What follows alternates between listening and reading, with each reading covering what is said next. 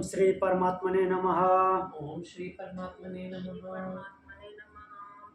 अथ बृहदारण्यकोपनिषद अथ बृहदारण्यकोपनिषद शांति पाठ। शांति पाठः। ओम पूर्णमद ओम पूर्णमदा पूर्णमिदं पूर्णमिदं पूर्णात् पूर्णमुदच्यते पूर्णात् पूर्णमुदच्यते पूर्णस्य पूर्णस्य पूर्णमादाय पूर्णमादाय पूर्णमेवावशिष्यते। पूर्णमेवावशिष्यते। ओम शांति शांति शांति। शांति शांति शांति। तो यह मंत्र पहले हमने एक उपनिषद में पढ़ा था शांति पाठ के रूप में। कौन सा उपनिषद था?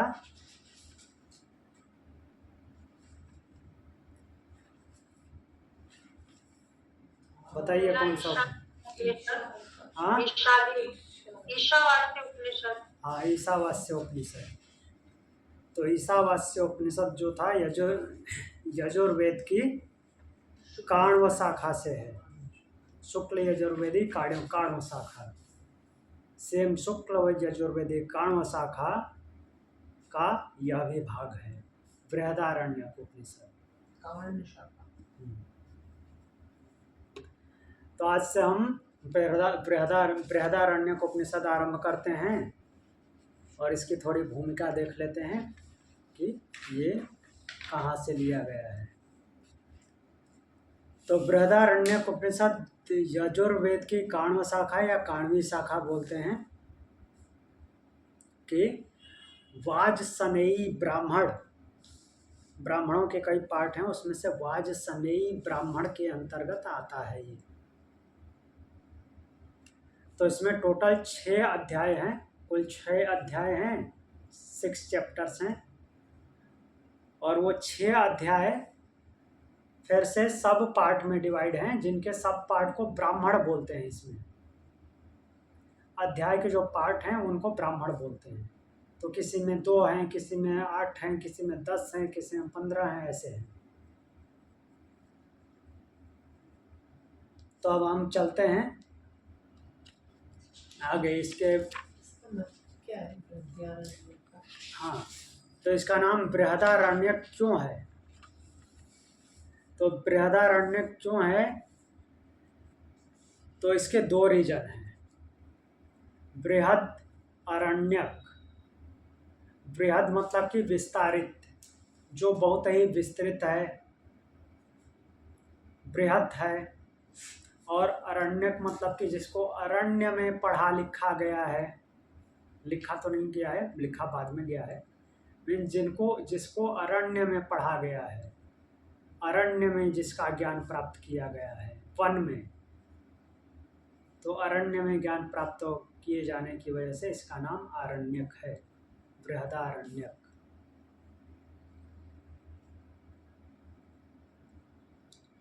तो शंकराचार्य जी इसको इसके विस्तार को लेकर के इसका नाम बृहत बताते हैं, बृहदारण्यक। बाकी लोग भी विस्तार और एक और चीज बताते हैं कि इसमें जो मंत्र आए हैं उनमें भी काफी विस्तार है। तो उनकी गूढ़ता जो है उसको लेकर के भी इसका नाम बृहत है, बृहदारण्यक।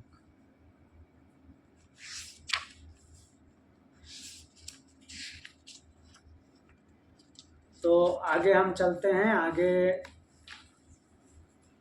प्रथम अध्याय में प्रवेश करते हैं। हम देखते हैं प्रथम अध्याय में क्या है। तो प्रथम अध्याय का प्रथम ब्राह्मण का प्रथम मंत्र कुछ इस प्रकार से है। चलिए, ये शांति पाठ का अर्थ तो नहीं देखना है, बहुत बार पढ़े हुए हैं हम, एक बार देख लेते हैं फिर से। ओम जो कि ब्रह्म का नाम है, पूर्णमदा जो खुद भी पूर्ण है, पूर्णमिदम, और यहाँ पे भी जो कुछ है वो पूर्ण है।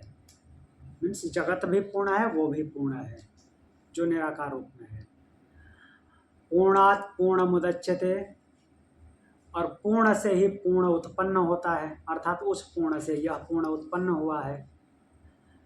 पूर्णस्य पूर्णमादाय, उस पूर्ण से पूर्ण को निकाल भी लिया जाए, सब कुछ को निकाल भी लिया जाए तो पूर्णमेव अवशिष्यते, पूर्ण ही बचा रह जाता है। मीन्स कुछ भी समाप्त नहीं होता। अब कुछ इस प्रकार से ही इस उपनिषद की शुरुआत होगी, आरंभ होगा। तो प्रथम ब्राह्मण, प्रथम अध्याय का प्रथम ब्राह्मण का प्रथम मंत्र।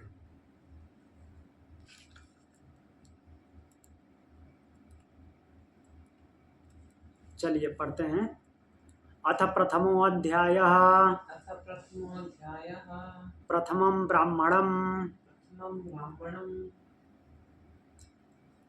तो यहाँ पे जो सृष्टि है उसको अश्व नाम से बताया गया है, ठीक। और उस अश्व को उत्पन्न करने वाला कौन है? वो ब्रह्म है। अश्व को माध्यम बनाया गया, अश्व वो ब्रह्म पे भी आरोपित होता है वो शब्द।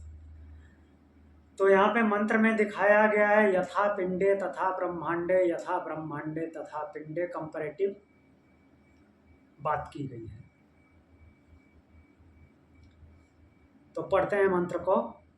ओम ऊषावा अश्वस्य ॐ उषावा आश्वस्य मेध्यस्य शिरः मेधस्य शिरः सूर्यश्चक्षुर्वातः सूर्यस्य चक्षुर्वातः प्राणो प्राणो व्यात्तम् व्याप्तम् अग्निर्वैश्वानरः अग्निवैश्वानरः संवत्सर संवत्सर आत्मा स्वस्य आत्मा स्वस्य मेध्यस्य मेधस्य द्यौ द्यौ पृष्ठम् पृष्ठम् अंतरिक्षमुत्तरम् अन्तरिक्षमुदरम् पृथिवी पृथ्वी पाजस्यम् पाजस्यं दिशः दिशः पार्श्वे पार्श्वे अवान्तरदिशः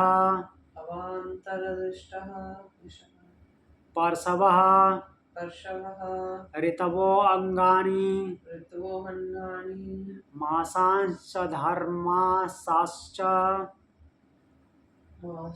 मासाश्च चार्धर्मासाश्च पर्वाण्य पर्वाणि अहोरात्राणि अहोरात्राणि प्रतिष्ठा प्रतिष्ठा नक्षत्राण्यस्थीनि नभो नक्षत्राण्यस्थीनि नभो मां सान्युवध्यन् सिकताः मांसानि उद्वंस्य सिक्ता सिन्धवो सिन्धवो गुदा गुदा यकृच्च यत्कृच्च प्लोमाञ्च व्योमाञ्च पर्वता पर्वता ओषधयश्च ओषधस्य च ओषधयश्च ओषधयश्च वनस्पतयश्च वनस्पतयश्च लोमान्युध्यन् पूर्वार्धो लोमानि उद्यन् पूर्वार्ध्यो निम्लोचन् जघनार्धो निम्लोचन् जह्नार्थ यद्विज्जिह्वते यद्विजृम्भते तद्विद्योतते तद्विद्योतते यद्विधुनुते यद्विधून्यते तत्तिस्तन्नयति तत्स्तन्नयति यन्मेहति यन्मेहति तद्वर्षते तद्वर्षति वागेवास्य वागेवास्य वाक। वाक। तो ये रहा मंत्र। तो ये मंत्र में जो बोला गया है ऐसी बात कुछ ऐतरेय उपनिषद में महर्षि ऐतरेय ने भी की है। उन्होंने भी सृष्टि रचना बताई है। तब यहाँ पे क्या बोला जा रहा है देखिए, ओम उषा व अश्वस्य मेध्यस्य शिरः। तो उषा क्या किसको बोलते हैं? ब्रह्म मुहूर्त को। ब्रह्म मुहूर्त का जो मीन्स लालिमा जब आती है सुबह में सूर्योदय से पहले, तो उसको उषा बोलते हैं। वा अश्वस्य मेध्यस्य शिरा, मेध्य आया है यज्ञ के लिए। तो अश्वस्य मेध्यस्य दो यहाँ पे अलग अलग शब्द आए हैं, बाद में जाकर के यही अश्वमेध हो जाएगा। तो मेध्यस्य आया यज्ञ के लिए, यज्ञ संबंधी अश्व का सिर है। तो अश्व का मतलब यहाँ पे घोड़ा नहीं लेना है, घोड़ा ले भी सकते हैं लेकिन घोड़े के रूप में ऐसा कोई आकृति दिख नहीं रही है। तो उस जो सृष्टि की रचना करने वाला वो जो ब्रह्म है, तो उसका एक स्वरूप है उषा काल। तो उस अश्व का अर्थात उस ब्रह्म का ये उषा काल जो है सिर है। सिर की तरह वो राउंड शेप में दिखता है सुबह सुबह जो घेरा है।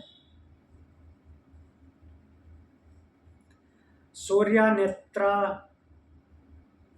सूर्य चक्षुर्वातः प्राणो, और उस ब्रह्म का नेत्र क्या है? सूर्य।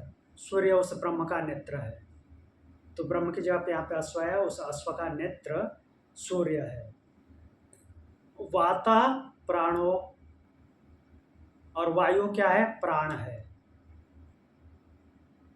उषा जो है उसका सिर है, सूर्य नेत्र है, वायु प्राण है, और क्या है? व्यात्तम अग्नि वैश्वानर। तो जो वैश्वानर अग्नि है उसका क्या है? व्यात्तम खुला हुआ मुख है।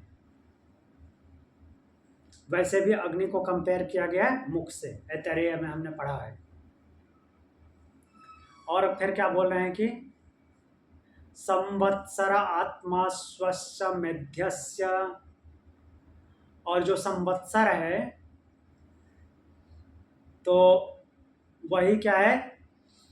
आत्मा स्वस्य मीन्स उस अश्व की आत्मा है।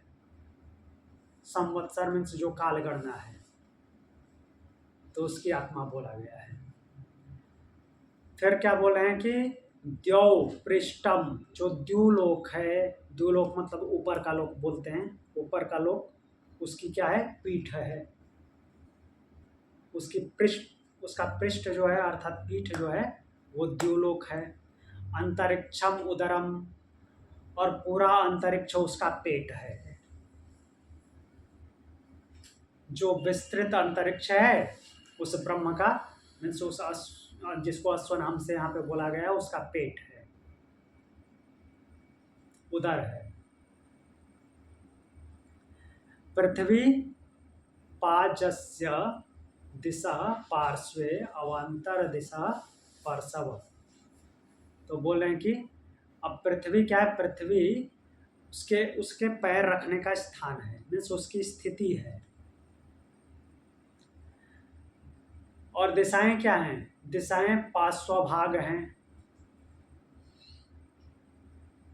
तो देखते हैं पार्श्वभाग मतलब कि साइड, उसके आजू बाजू जो हैं वो दिशाएं हैं। और क्या बोल रहे हैं? ऋतवो अंगानी, फिर अभी अवांतर दिशा है। हाँ, अवांतर दिशाएं, अवांतर दिशाएं उसकी क्या हैं? पार्श्व, पार्श्व मतलब कि जिसको हम अंग्रेजी में बोलते हैं साइड ऑब्लिक। साइड ऑब्लिक के ऊपर का पोर्शन उसकी पसलियां हैं। जो दिशाएं हैं पार्श्व दिशाएं हैं उसकी पसलियां हैं। अवांतर दिशाएं मीन्स साइड की दिशाएं, नैऋत्य कोण, आग्नेय कोण, जो ये जो होती है ना, वो उसकी पसलियां हैं। ऋतवो अंगानी, और जो ऋतुएं हैं उसके अंग हैं, लिम्स हैं, हाथ पैर हैं। मासांश अर्धमासश्च, मास और अर्धमास। मास और अर्धमास मतलब कि पक्ष, जो शुक्ल पक्ष और कृष्ण पक्ष होते हैं, वो क्या है? पर्व हैं। पर्व बोले तो जोड़, जो गांठें हैं, मीन्स जहाँ ज्वाइंट्स हैं, वो सब क्या हैं? वो मास और अर्धमास हैं, उसके जोड़ हैं। फिर क्या बोल रहे हैं? पर्वाण्य होरात्रि और अहोरात्रि। अहोरात्रि मतलब कि दिन और रात। दिन और रात क्या है? प्रतिष्ठा। प्रतिष्ठा अर्थात जो स्थिति प्रदान करने वाले हैं, दिन और रात उसको स्थिति प्रदान करते हैं। स्थिति प्रदान कौन करता है? पैर, पाँव पे ही खड़े होते हैं, तो दिन और रात उसके पाँव हो गए। नक्षत्राण्य स्थिति, और जो नक्षत्र हैं वो क्या हैं? अस्थितियां हैं, अर्थात उसको इधर उधर घुमाते हैं, नक्षत्र स्थिर नहीं रहते। नभो माम सानुबध्यस्य सिकता। तो नभ जो कि आकाश है, तो आकाश में स्थित नभो माम सन्नुबध्य सिकता, आकाश में जो कुछ भी स्थित है तो वो सब क्या है? मांस हैं, इसके मांस हैं। आकाश में जो कुछ भी है वो इसका मांस है, ब्रह्म का। और क्या बोल रहे हैं? सिकता सिंधवो गुदा।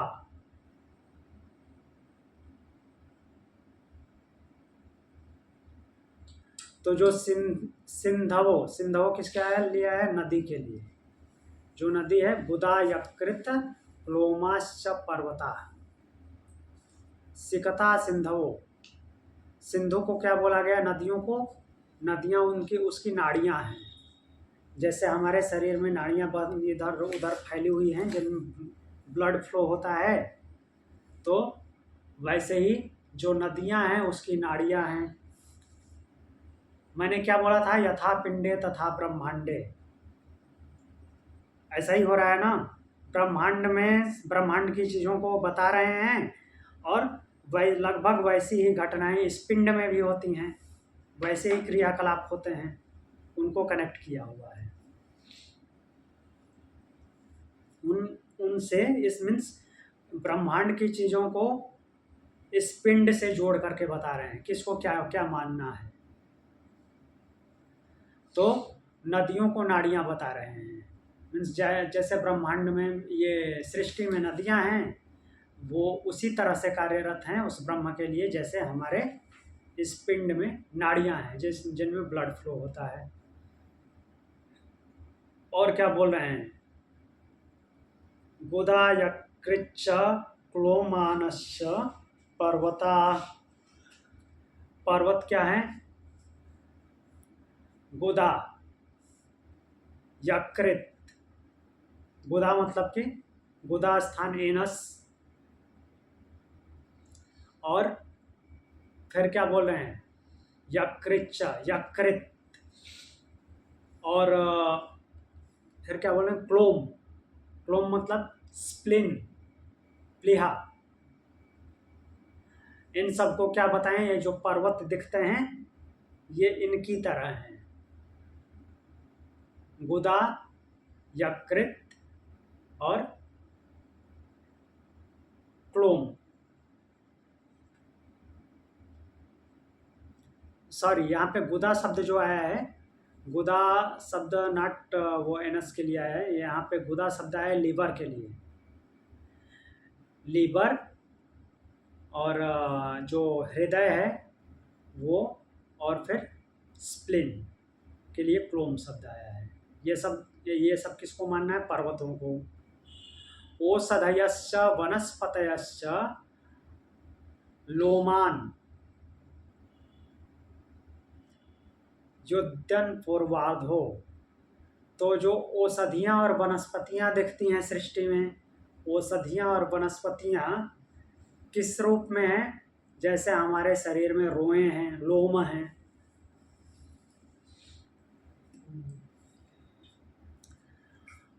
और क्या बोलते हैं? और बोल रहे हैं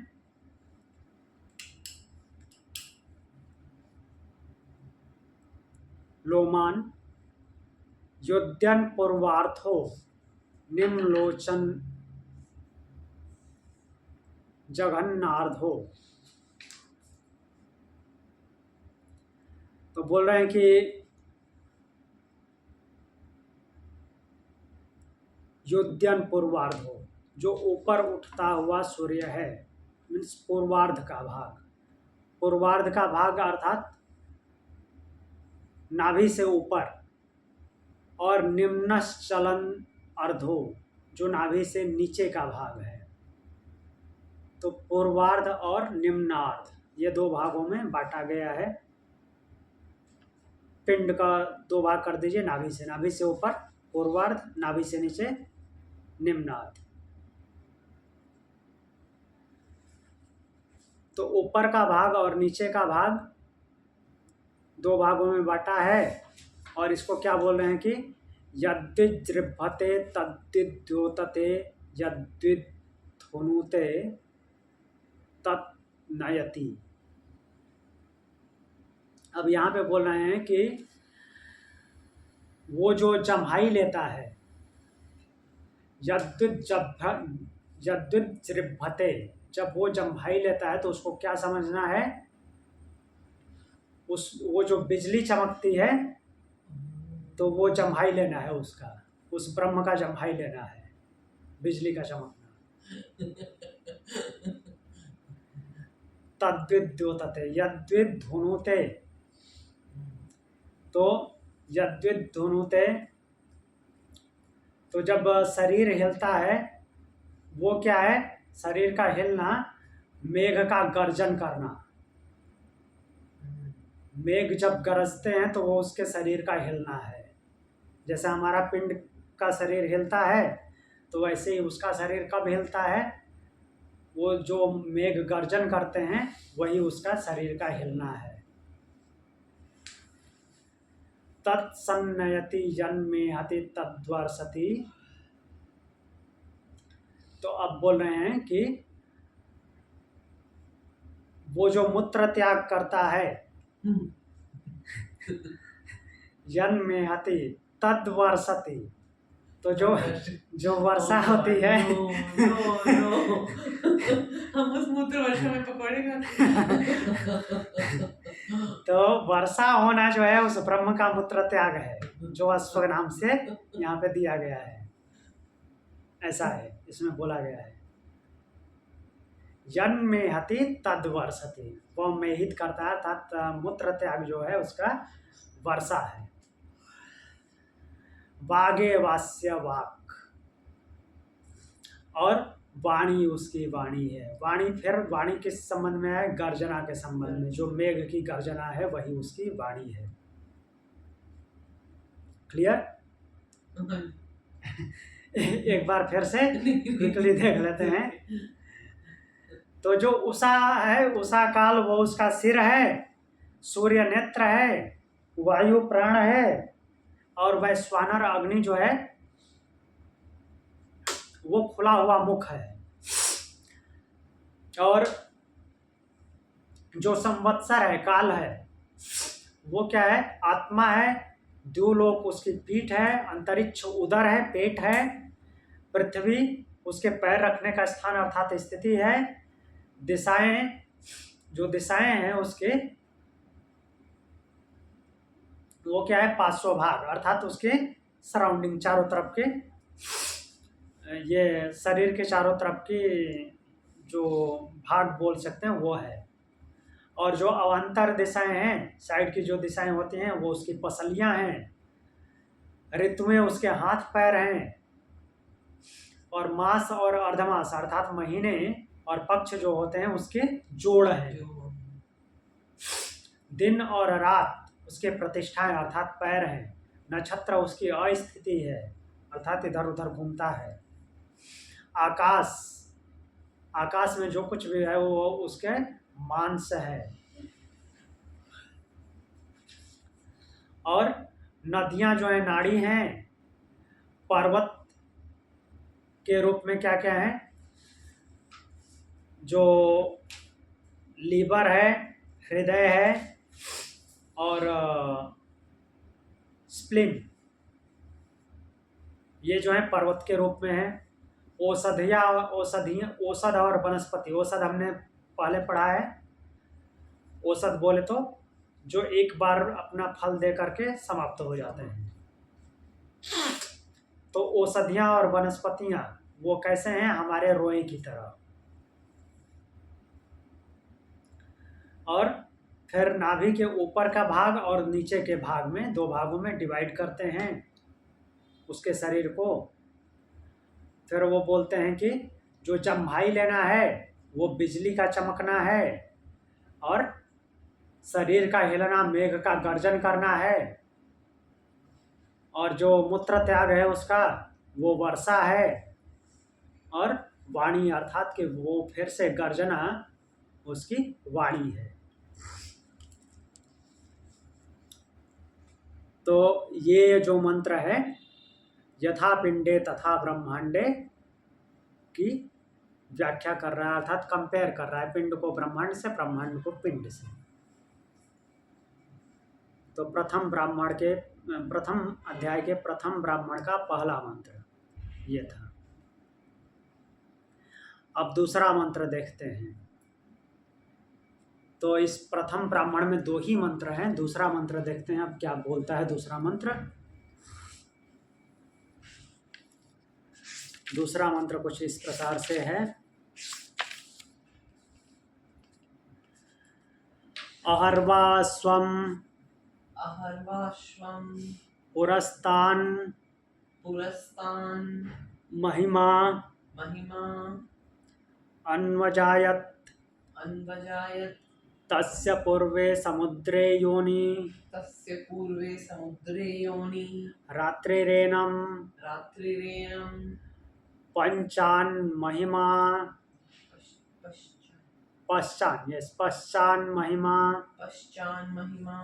अन्वजायत तस्यापरे समुद्रे योनिरेतो वा अश्वम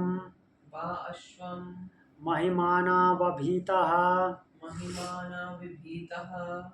संबभूव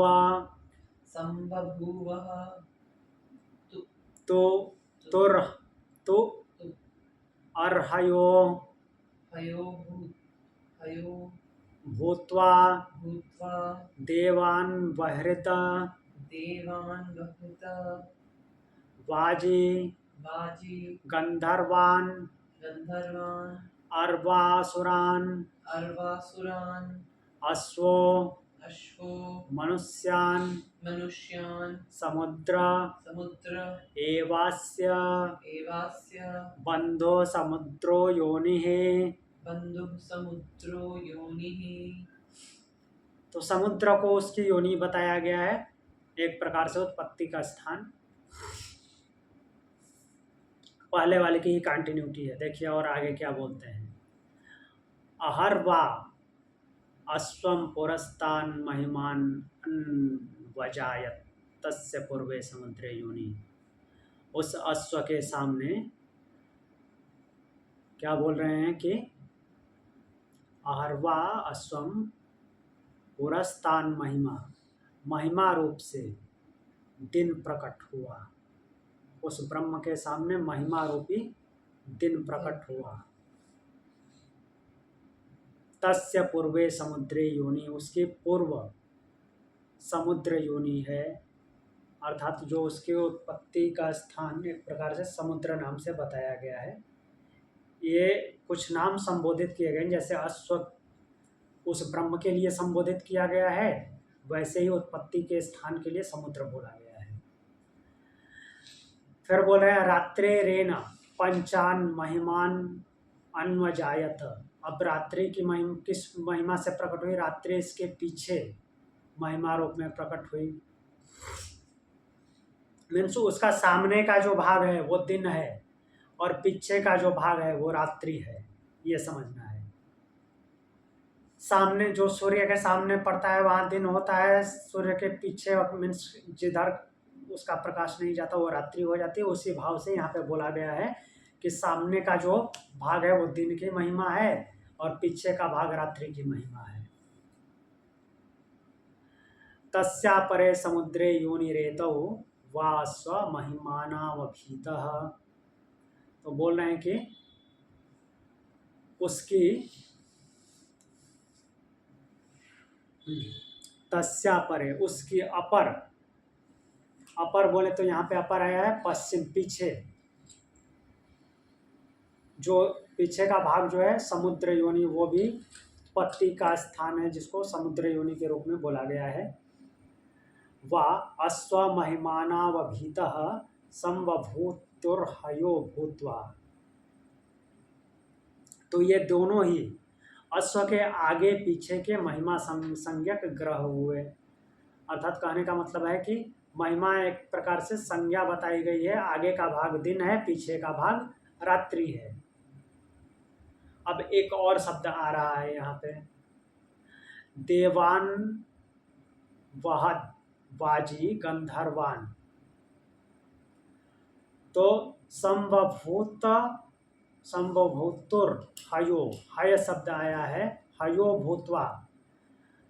तो इससे हय हो करके, हय एक शब्द लिया गया है, देवताओं से उसका लिंक किया गया है। क्या बोल रहे हैं कि देवान वहद वाजी, देवताओं को वाजी होकर गंधर्वान, गंधर्वों को अरवान, अरवा होकर के, ये सब नाम संबोधन है। इसका कोई विशिष्ट अर्थ अलग से नहीं लिया गया है। देवता, वो ब्रह्म क्या करता है ये बताया गया है। देवताओं को वाजी होकर के, गंधर्वों को अरवा होकर के, असुरान अश्व मनुष्यान समुद्र, और असुरों को अश्व होकर के, मनुष्यान समुद्र एवं बंधो, मनुष्यों को, नहीं इसको आगे पीछे कर दिया मैंने, एक मिनट। हाय, हाय जो शब्द आया वो देवताओं के लिए है। हाय होकर के देवताओं को, वाजी होकर के गंधर्वों को, अरवा होकर असुरों को, और अश्व होकर के मनुष्यों को वो क्या करता है, वहन करता है। हयो भूतवा देवान हदवाजी, अहदवाजी गंधर्वान अरवा असुरान अश्व मनुष्यान। तो हय होकर के देवताओं को, वाजी होकर गंधर्वों को, अरवा होकर असुरों को, और अश्व होकर मनुष्यों को वो क्या करता है, समुद्र एवास्य वहन करता है या उत्पन्न करता है। समुद्र एवास्य बंधो समुद्रो योनि, समुद्र ही इसका बंधु है और समुद्र ही इसकी उत्पत्ति का स्थान है। तो कुल मिलाकर के प्राणी के 4 भागों में कैटेगराइज किया गया है, देवता, गंधर्व, असुर और मनुष्य। मनुष्य तो खुद मनुष्य है ही, उस मनुष्य की ये 4 कैटेगरियां हैं। जैसे प्राण अपने आप को 5 भागों में विभाजित करता है, वैसे ही मनुष्य को 4 भागों में विभाजित कर दीजिए। उसका एक भाग हो गया मीन्स दैवी प्रकृति, गांधर्वी प्रकृति। भगवान भगवद गीता में दैवी और आसुरी प्रकृति 2 बताते हैं, यहाँ पे 4 प्रकार की उसी की प्रकृतियाँ हैं, देव प्रकृति, गंधर्व प्रकृति, आसुरी प्रकृति और मनुष्य प्रकृति। तो इन सब की उत्पत्ति का स्थान समुद्र को बोला गया, अर्थात वो खुद ब्रह्म ही है। इति प्रथमं ब्राह्मणम। अब दूसरे ब्राह्मण पे चलते हैं, दूसरे ब्राह्मण में क्या बोल रहे हैं।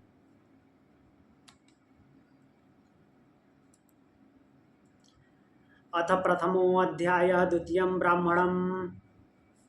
अथ प्रथमोऽध्याय द्वितीय ब्राह्मणम।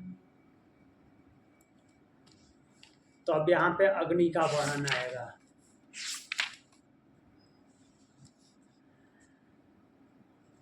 दूसरा ब्राह्मण का पहला मंत्र, नैवेह किंचनाग्र नैवेह किंचनाग्रह आसीन आसीत् मृत्युनैवेदम मृत्युनैवेदम् आवृतम आवृतम् आसीद आसीत् असनाय अशनाय असनायया अशनायय असनाया अशनाय हि हि मृत्यु मृत्यु तन्मनो तन्मनो अकुरुता अकुरुत आत्मन्वे आत्मन्येवि स्यामिति श्यामिति सो अर्चन्नच्चरत सो अर्चनच्चरत तस्यार्चत तस्यार्चतः आपो आपो अजायन्तार्चते अजायन्तार्चते वै वै वे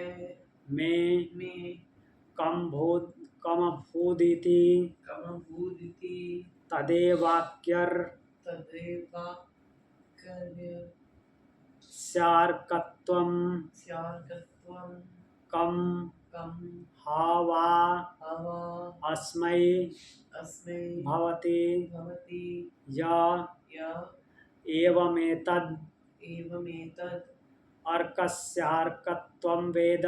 अर्कस्याकर्तं वेद। तो अब देखिए अब क्या बोल रहे हैं, नैवेह किंचन न अग्र आसीन। अग्र मीन्स पहले, ये हम पहले भी इस तरह की भाषा पढ़ चुके हैं। पहले नैवेह किंचन न आसीन, पहले कुछ भी नहीं था। पहले यहाँ कुछ भी नहीं था। क्या था? मृत्यु नैवेदम आवृत्तम आसीत। सब कुछ मृत्यु से ढका हुआ था, मृत्यु से ढका हुआ था। अभी तक हमने यथा पिंडे तथा ब्रह्मांडे देखा। अब यहाँ पे वो ब्रह्म जो अश्व था, अब यहाँ पे वो मृत्यु बन गया। उस ब्रह्म को मृत्यु नाम से जाना गया है। यहाँ पे पहले कुछ भी नहीं था, सब कुछ क्या था? मृत्यु से आवृत था। मृत्यु ने वेदम आवृतम आसीन। तो बोल रहे हैं कि असनायया असनाया, और असन, असन मतलब भूख, भूख से आच्छादित था, भूख से परिपूर्ण। मृत्यु, मृत्यु को भूख लगी हुई है, अर्थात वो ब्रह्म भूखा था। ये क्या है मतलब? हाँ बता रहे हैं क्या है, पढ़ लेते हैं एक बार। तो ब्रह्म, ब्रह्म जो है पहले तो बता रहे हैं कि मृत्यु से आच्छादित था सब कुछ। पहले कुछ नहीं था, मृत्यु से आच्छादित था। मृत्यु से आच्छादित मतलब क्या आपने पढ़ा है? मीन्स सब कुछ ब्रह्ममय था, ब्रह्म से ही ढका हुआ था, और कुछ भी पता नहीं चलता था कि क्या है, और कोई था ही नहीं, पता किसको चलेगा। फिर बोल रहे हैं कि यह भूख से आच्छादित था, भूख ही भूख था चारों तरफ। फिर बोल रहे हैं कि असनाया ही मृत्यु मृत्यु तन्मनो अकुरुता आत्मन्वी श्यामिति। तो बोल रहे हैं कि वो जो भूख है वही मृत्यु है, अर्थात ब्रह्म को भूख लगी हुई है। इसको इस भाव से नहीं लेना है कि ब्रह्म भूखा है, डायरेक्टली बोला जा रहा है। कहने का भाव ये है क्योंकि उसका कार्य वही है, समझने की जरूरत है। वो क्या करता है? सब कुछ को उत्पन्न करता है, सब कुछ को अपने में समाहित कर लेता है। अपने में समाहित करने का मतलब निगल जाना, खा जाना। मृत्यु सबको खाती ही है ना, और मृत्यु किस नभी वाला जो बोला है, हाँ पूर्ण नभी वाला बोला है ना एक उपनिषद में, वैसा वाला कुछ बता रहे हैं क्या वो? हाँ, वैसा वाला है, डायरेक्ट भगवत गीता से समझिए ना। जैसे वो विश्व रूप दर्शन योग में देख रहे हैं, एक तरफ से उत्पन्न हो रहे हैं, एक तरफ उनके मुंह में सारे समाहित हुए जा रहे हैं। तो यहाँ पर मृत्यु जो है वो पर ब्रह्म का नाम मृत्यु बोला है। हाँ, परब्रह्म ही मृत्यु है। तो वो क्या है कि भूखा है, सबको खा जाता है।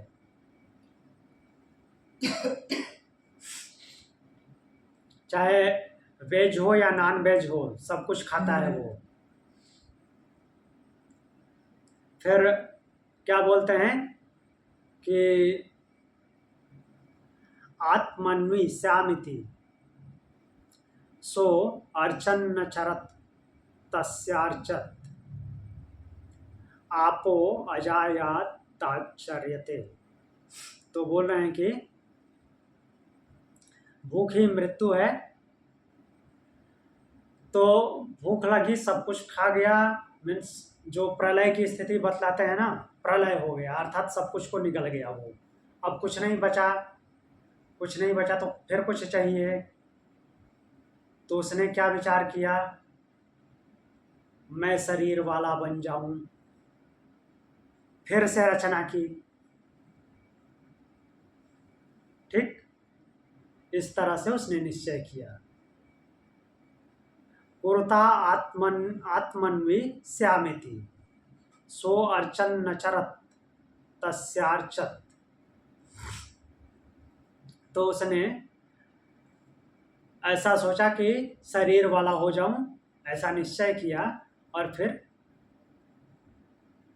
ऐसा पूजन करते हुए, अर्चन करते हुए, अर्चना करके विचार किया। अर्चना करना मीन्स वो किसी और की अर्चना नहीं कर रहा है, एक प्रकार से एक भाव है।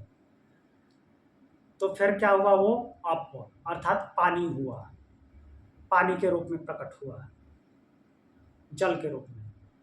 और अर्चन करते हुए फिर वो क्या हुआ, अर्क बना। अर्क किसी चीज के निचोड़, सार भाग को क्या बोलते हैं, उसको एक्सट्रैक्ट। हाँ, तो एक्सट्रैक्ट बना, वो प्योरीफाई होकर के कोई चीज निकला। और एक जल। तो जो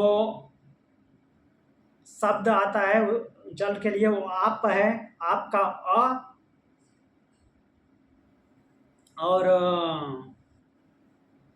फिर हाँ, आप अर्क। और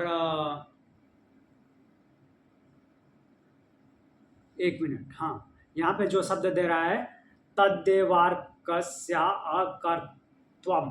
अकर्त्वम मीन्स वो कर्तापन की भावना से रहित हुआ। तो अकर्त्वा अर्कत्व। तो अर्क का अर्कत्व वो आया। तो इस प्रकार से वो क्या बन गया,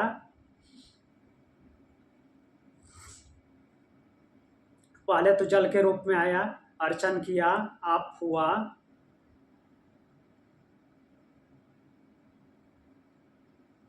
और एक जो शब्द आ रहा है वह में कम भूदिति, भू अदिति।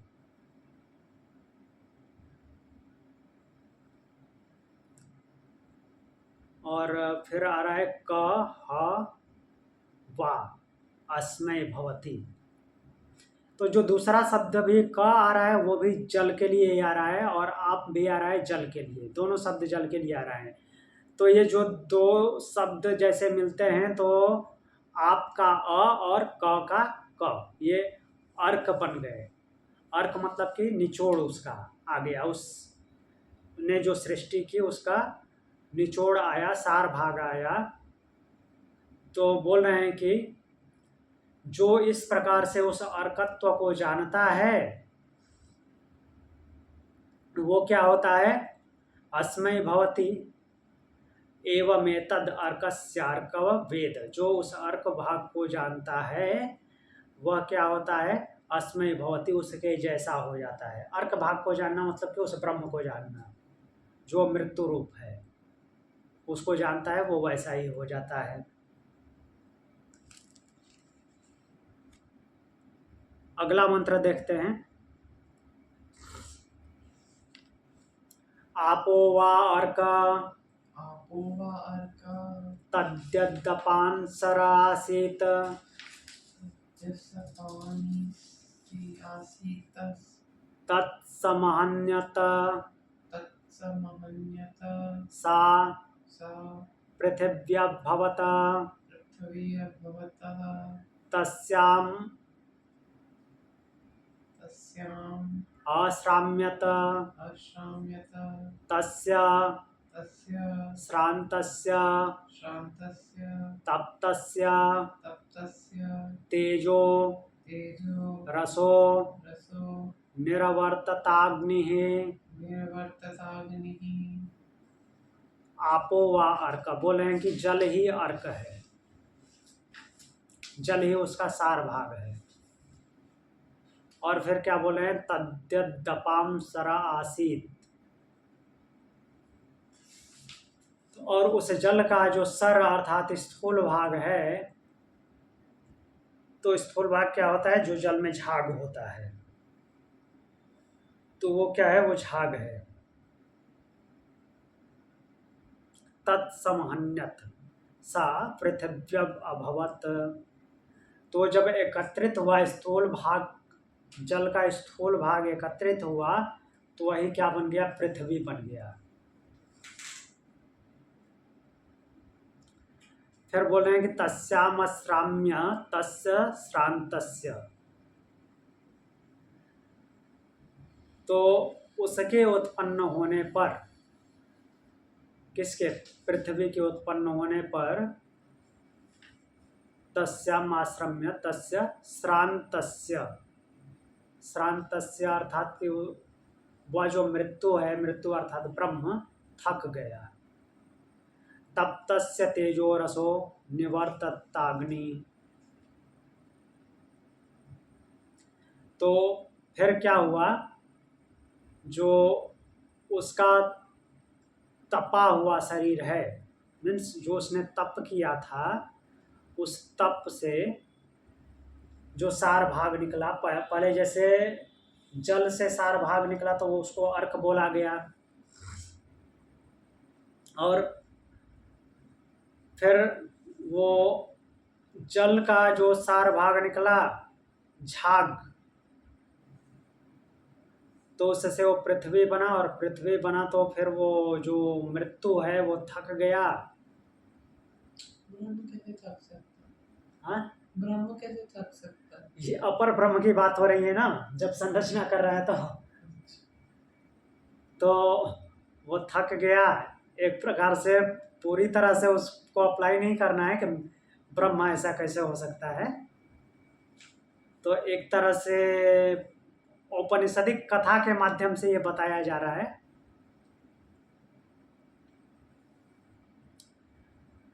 फिर क्या हुआ कि तपे हुए उसके शरीर से फिर सारभूत तेज अग्नि प्रकट हुआ।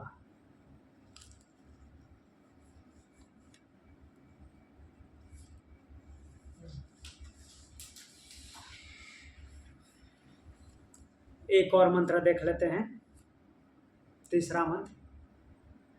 सत्रयधा आत्मानं सत्रयधा आत्मानं व्याकुरुता आदित्यं व्याकुरुता आदित्यं तृतीयं वायुं तृतीयं वायुं तृतीयं तृतीयं स एष स एष प्राणस्त्रेधा प्राणस्त्रेधा विहितस्तस्य विहितः तस्य प्राची प्राची दिक्षिरो असौ दिक्षिर असौ चासौ चासो चेर्माव चेर्माव अथास्य अथास्य प्रतीचि प्रतीचि दिक्पुच्छमसौ दिक्पुच्छम असौ चासौ चासो च च सख्यौ सख्यो दक्षिणा दक्षिणा चोदिचि चोदिचि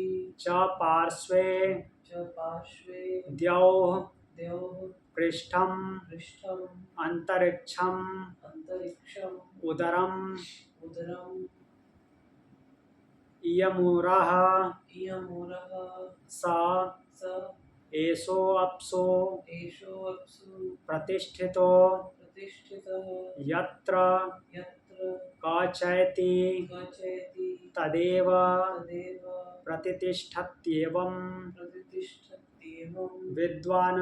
विद्वान्। तब यहाँ पे बोले हैं अग्नि को उत्पन्न किए हैं। स तेत्रात्मानं व्याकुरुता आदित्यम तृतीयम वायुम तृतीयम। तो उसने क्या किया, अपने आप को अग्नि ने 3 भाग में विभाजित किया। एक भाग आदित्य, दूसरा भाग वायु और तीसरा भाग खुद अग्नि। ठीक, ये 3 भाग में विभाजित किया। स एष प्राणस्त्रेधा वेतस्तस्य प्राची दिक्षिरो असो।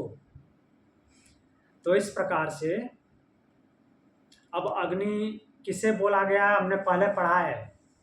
अग्नि जो मुंडक उपनिषद में हमने पढ़ा था और प्रश्न उपनिषद में भी पढ़ा था। प्राण रूपी अग्नि पढ़ा था ना। या प्राण 3 भाग में विभक्त हो गया। प्राण ही जो अग्नि विभक्त कर रहे हैं, प्राण ही है। उसका पूर्व दिशा जो है सिर है। प्राची दिशि असौ वेतस्य चासौ चेर्माव अथास्य प्रतीचि। पूर्व दिशा सिर है तथा इधर उधर की दिशिरो असौ, इधर उधर की दिशाएं, अर्थात पूरब के इधर उधर की दिशाएं कौन कौन सी हैं? ईशान कोण और आग्नेय कोण। जो उत्तर पूर्व है वो ईशान है और जो दक्षिण पूर्व है वो आग्नेय है। वो उसकी क्या है? भुजाएं हैं। उस ब्रह्म की भुजाएं हैं। पूर्व दिशा सिर हो गया यहाँ पे। पहले सिर किसको बताया था? उषा काल को। अब यहाँ पे सिर कौन बन गया है? पूर्व दिशा। और ईशान कोण आग्नेय कोण उसकी दोनों भुजाएं बन गए हैं। अब ऐसे ही आगे क्या बता रहे हैं? प्रतिचिदिक पुच्छमसौ चासौ च सख्यो दक्षिणा चोदीची। जो पश्चिम दिशा है उसकी पूंछ है। पश्चिम दिशा उसकी पूंछ है और पश्चिम दिशा की इधर उधर की जो दिशाएं हैं, वायव्य कोण और नैऋत्य कोण, उत्तर पश्चिम वायव्य और दक्षिण पश्चिम नैऋत्य, वो क्या है? उसकी जंघाएं हैं। अब लोअर पार्ट है, पीछे का भाग है, तो दोनों जंघाएं हैं। और फिर क्या बोल रहे हैं? अंतरिक्षम उदरम। अंतरिक्षम उदरम, जो अंतरिक्ष है उसका उदर है। उससे पहले और क्या है? हाँ, दक्षिण चोदीची च पार्श्वे, जो दक्षिण दिशा है और उत्तर की दिशा उसके पार्श्व हैं। द्यौ पृष्ठम, द्युलोक जो है उसका पृष्ठ है। ये पहले मंत्र में भी आया था। अंतरिक्षम उदरम, अंतरिक्ष उदर है। और इयम उरः स एषो अप्सु। इयम उरः अर्थात इयम, यह जो है, यह जहाँ पे हम हैं, यह क्या है? उसका उर अर्थात हृदय है। पहले पैर की स्थिति था, अब यहाँ पे हृदय हो गया है। फिर बोल रहे हैं कि एषो अप्सो प्रतिष्ठितो। तो यह अग्नि रूप, क्योंकि चूंकि शुरू में अग्नि बोला गया है तो उस ब्रह्म को अग्नि रूप में जाना जा रहा है। अग्नि रूप जो है ब्रह्म क्या है? अप्सु, एसो अप्सु प्रतिष्ठितो, जल उसकी प्रतिष्ठा है। अग्नि जल में है इसलिए जल उसकी प्रतिष्ठा है। तो ऐसे 22 वर्षा चलते रहते हैं। कभी अग्नि को जल में बताया जाता है, कभी जल को अग्नि में बताया जाता है, और दोनों रहते भी हैं ऐसे ही। केवल ऐसा नहीं है कि दोनों एक दूसरे के दुश्मन हैं, ये दोनों एक दूसरे में हैं, भले ही एक दूसरे के विपरीत कार्य करते हैं। और फिर क्या बोल रहे हैं कि यत्र का चेति तदेव प्रतिष्ठित्येवं विद्वान, इसे इस प्रकार जानने वाला क्या होता है, प्रतिष्ठित होता है। प्रतिष्ठित होता है मतलब उसकी बुद्धि स्थिर हो जाती है, जो उसको इस प्रकार जान लेता है। इसको इस प्रकार से जानना ही बहुत मुश्किल है। ठीक है, तो आज के लिए इतना ही। इसको आगे देखेंगे, आगे और कुछ प्रश्न बनेगा तो पूछिएगा। अभी हम 5 मिनट ओम चैंटिंग करेंगे और उसके बाद क्लास को, कक्षा को पूर्ण करेंगे। सर मुझे जाना पड़ेगा। ओके, ठीक है, प्रणाम। प्रणाम।